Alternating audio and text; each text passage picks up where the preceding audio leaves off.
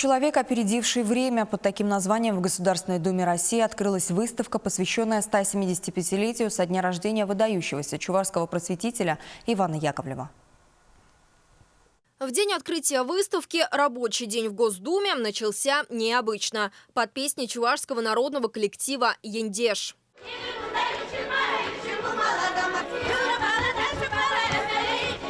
Первыми посетителями стали депутаты Нижней палаты парламента и представители чувашской диаспоры. Значимость экспозиции отметил первый заместитель председателя Государственной Думы Александр Жуков. 2023 год указом президента Российской Федерации назван годом педагога и наставника. Поэтому, я думаю, не случайно сегодня мы открываем здесь выставку. Это человек, который внес огромный вклад в просвещение. И сегодня, я думаю, эта выставка, которая здесь открывается, будет очень интересна для всех.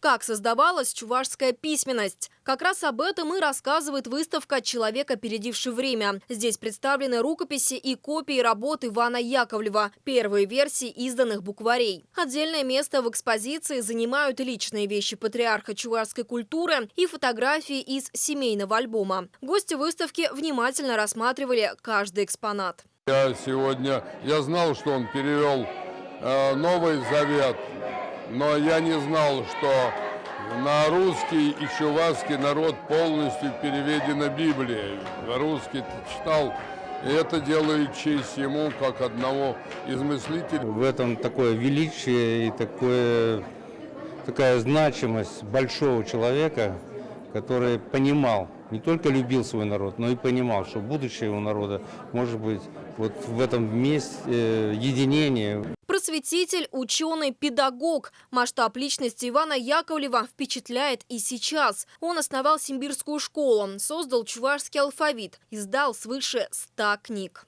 Выбрал своей миссией служить народу. Ведь даже первых учеников, которых он обучал грамотности, он их содержание оплачивал за счет своих репетиторских денег. Выставка будет работать до 21 апреля. Но на этом праздничный марафон, приуроченный к юбилею Ивана Яковлева, не закончится. В пятницу в Госдуме запланирован круглый стол, участники которого обсудят педагогическое наследие чувашского просветителя. Дарья Паскарюк, Дмитрий Ковалев, Николай Скворцов. Вести. Чувашия.